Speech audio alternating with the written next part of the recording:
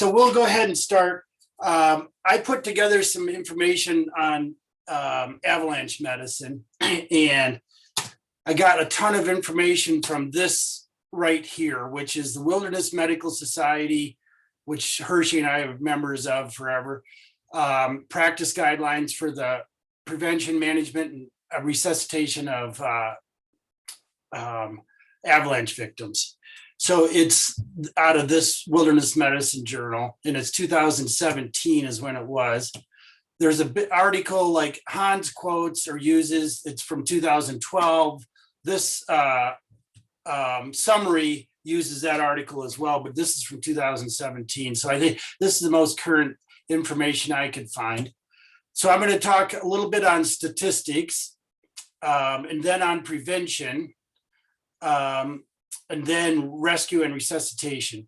And that's where the emphasis is going to be, this algorithm on who you can stop doing CPR on.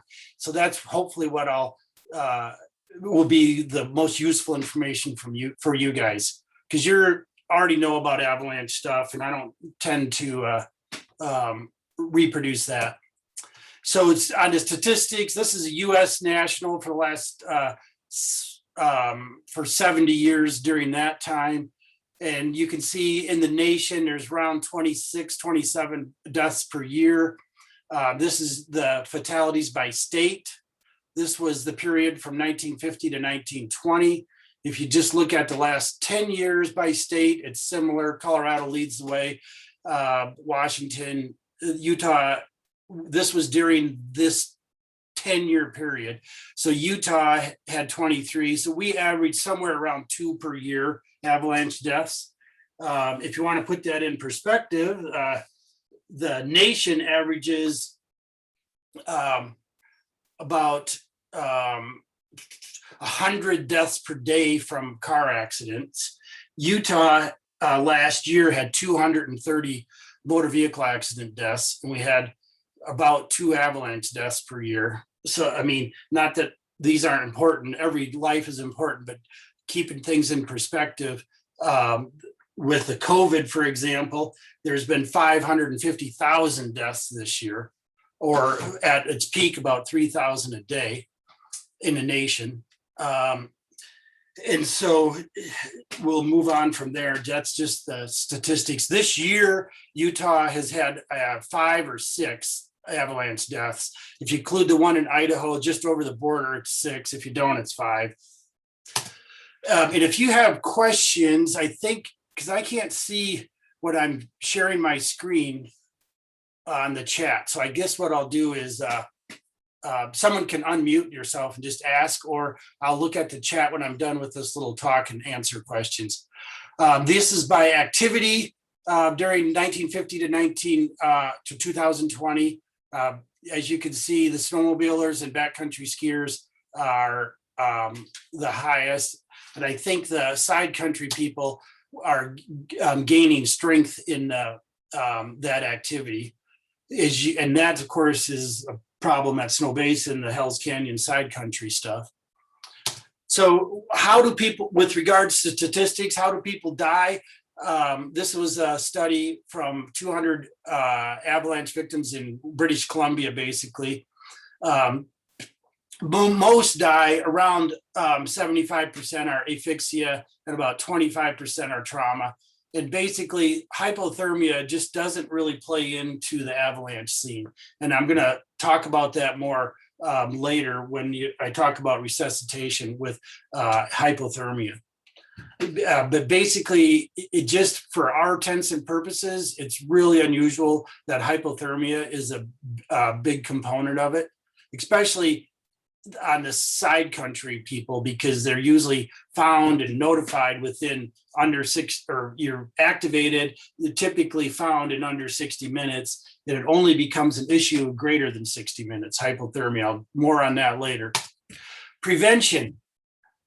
This is my little Haglock. That's what I carry. That's not me, of course. But the slope, if I had to say one thing, and I don't need to tell you guys this because you're working avalanche terrain, it's slope angle. Slope angle is everything, right? If you're not on a slope 30 degrees or greater or connected to 130 degrees or greater. So I carry this. This is awesome because you can stand at the top of a hill or slope and just look through this thing, and it says how many degrees it is. It's actually from the timber industry from Norway. It's called a Hagelhoff inclinometer. Anyway, that's my spiel on that. What's going on? Just a second. But with regards to prevention, the 4 things you need to do is avoid being caught, avoid being buried, and avoid asphyxiation and avoiding trauma. So avoiding asphyxiation is creating a larger airspace in front of your face. And again, I'm not going to go into this because you get all this in your avalanche class, but I will give just a little spiel on the airbags. And just because the University of Utah, the ER docs who I know did a study where they just last year, they took 12 volunteers, buried them in a trench, hooked them all up to monitoring stuff, blew their airbags up, and then buried them 4 feet deep. And then they kept talking to them, et cetera, et cetera. And at an hour, everybody's like, hey, I'm doing fine. At an hour from the air pocket, from the jet force, from the airbag. So the jet force one, as you probably know, it actively deflates at 3 minutes. After 3 minutes of inflation, it actively deflates. And so then you're left with this big air pocket. And that's sort of why I'm going to talk on resuscitation, how important the air pocket is if they have one. And so these people, they were buried 4 feet deep. Their airbag was inflated, and then it actively deflated. And then they just laid in there for an hour. And they were all like, hey, we can go longer. And they said, no, the whole project is just for an hour. And so this is what their air pocket looked like. And so this is a bigger air pocket for less asphyxiation. Okay, so that was on statistics, just a hair amount on prevention. Now the nuts and bolts of what I want to talk to you about is rescue and resuscitation. And it's actually, you guys know more about rescue actually than I do. I'm going to speak more on resuscitation. But when you get involved in a rescue situation, of course, as you guys learned, establish leadership, scene safety, and that's paramount, of course. You got one or however many victims. Let's say there's 2 victims. You don't need 3 or 4 by the ski patrollers or whoever jumping in there and just aimlessly trying to help when you got all this hang fire around, and then you could have 5 victims, which started out as 2, could be more. So then you guys all know this. I'm not going to talk much on that. So the morbidity and mortality of an avalanche victim are affected by 4 things: the duration of the burial, the depth of the burial, whether they have trauma, and then the patency of the airway. Well, actually 5 things. And then the air pocket, as I showed you in those photos on that study from the Black Diamond. So the duration of burial, and I know you've all seen this, next slide, where you basically, if you're not out in 30 minutes, your probability of survival just plummets down into the 20 to 30% range.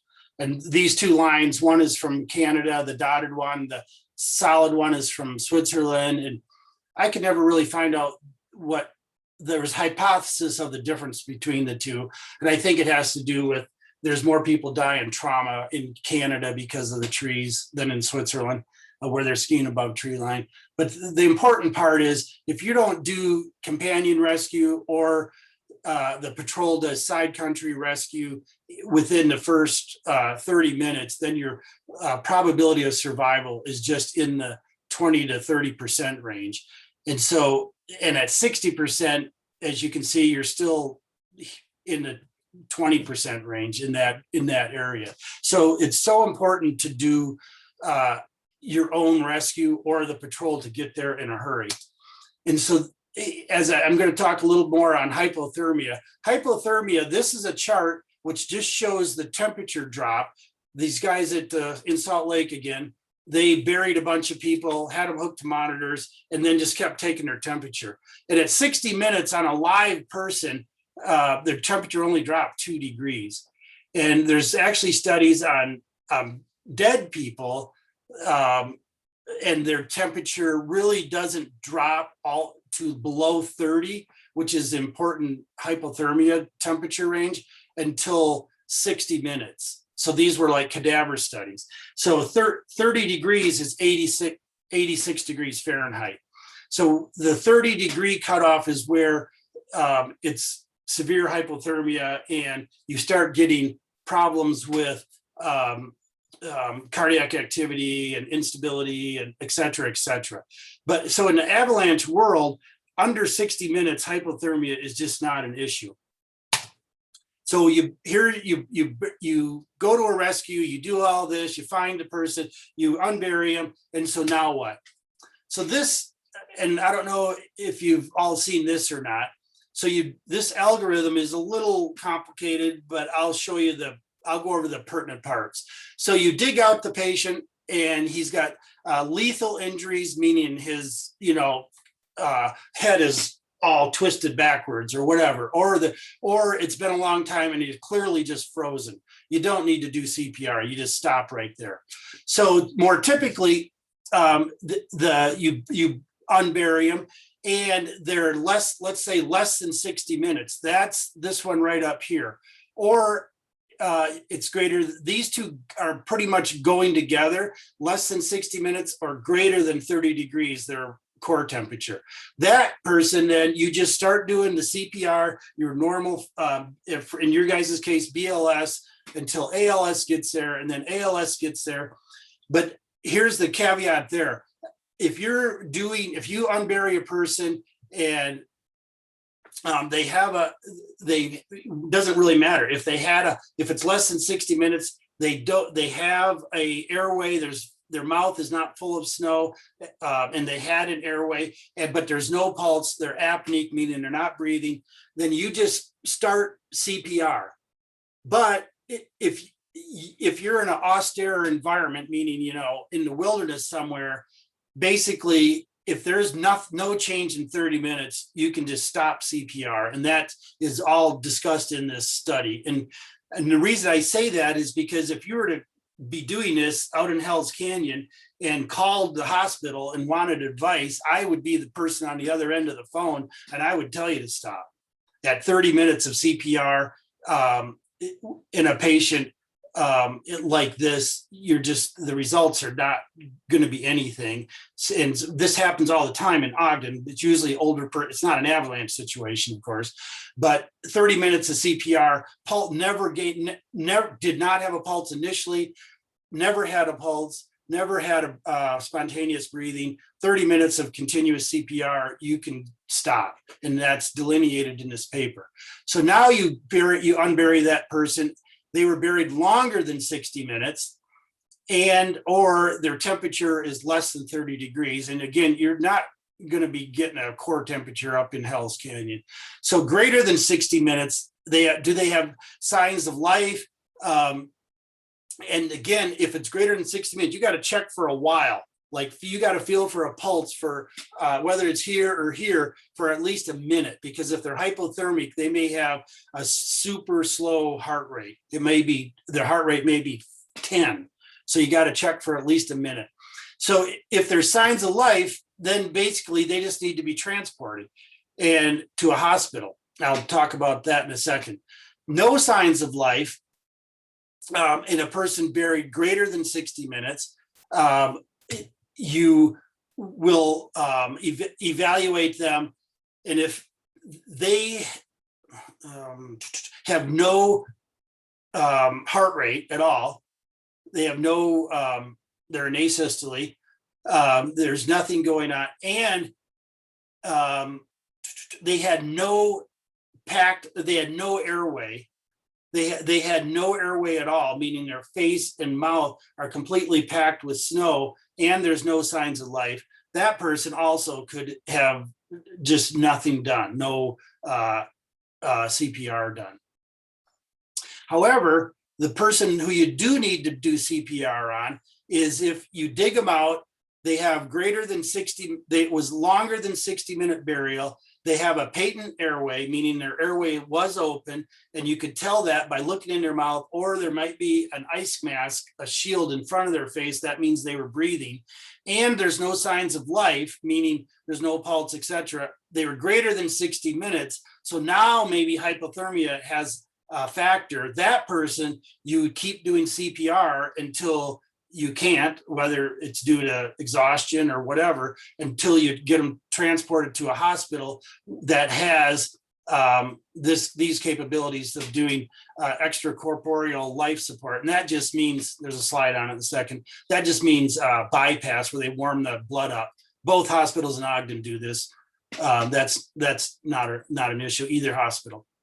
So the last person who doesn't need CPR, if for some reason or some availability, you have ability to check a potassium, and I'm not sure they may in the clinic or not. If their potassium is greater than 8, there's no chance of survival. What happens is when your cells die, they release their potassium into the blood. You check their blood for potassium level, and if it's greater than 8, no one's ever lived on a potassium greater than 8. I mean, not in this situation. I mean, some dialysis patients will have a chronically elevated potassium, but I'm talking about in an acute situation. So this is what extracorporeal life support looks like. You basically just take the blood out of their femoral artery, goes in, gets warmed up, and goes back in the femoral vein on the other side, goes back into the heart. It's amazing how fast they can warm people up with that. I had one a month ago, a kid who was doing drugs, laying in the snow in Ogden somewhere, and his temperature, I think it was 28 centigrade. So this is a term you need to know, ROSC, because we use it in the medical field. You'll hear the Lifeline or whoever, ALS, it's return of spontaneous circulation. So you have a person that you did CPR on for 30 minutes, there's no ROSC. That's just means return of spontaneous circulation. And you'll hear that term, ROSC. That's what it means. Again, withholding or terminating resuscitation. So if they're clearly dead from trauma, there's no, and they're pulseless, apneic, there's no reason to do CPR. I mean, traumatic, like we don't in town, if there's no vital signs in a car wreck and a trauma patient, we don't do CPR on, we don't do resuscitation on them. Duration of burial and airway and temperature. So if it's less than 60 minutes, you stop CPR after 30 minutes without ROSC. If it's greater than 60 minutes, meaning a burial time, you can stop CPR if they're pulseless and apneic, meaning there's no pulse, no breathing, with an obstructed airway full of snow, right? You dig this person out, there's no ice mask, their face is all full of snow. This person was clearly not breathing. However, if they're not, and it's a long burial, then you keep doing CPR because hypothermia could possibly be playing into it. Who else do you not do CPR? Can you stop? Again, as I mentioned, the potassium. And then again, if it's at risk to you of doing CPR, then that's, the scenario. I don't know, you're hanging on the side of Mount Ogden or something, and you can't do CPR because it's a risk to everybody, then you just can't. You got one patient, don't make two. So that was 20 minutes. Let me see if there's any questions or chat thing right now. I hope the algorithm is clear on who you can stop doing CPR on.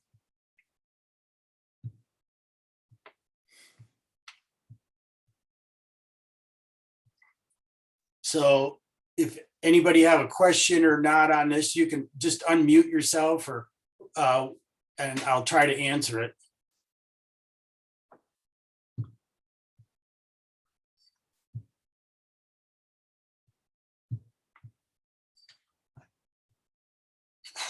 Okay, I guess I don't see anything in the chat here.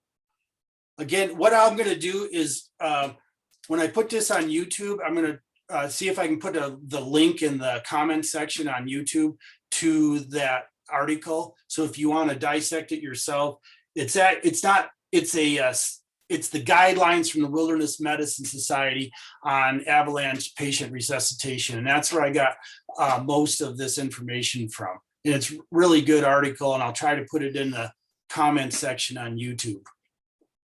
So if there's no comments or anything else, then I guess we'll just sign off. You guys can go do sleep. Appreciate you doing this, Brian. Thanks, Brian. It was awesome. Thank you. Yeah, Okay. thanks, Brian, from Porky. You got 6 of us up here. Thanks. Thanks, Brian. 5 of us at JP. Okay. Skiing's good. Come on up.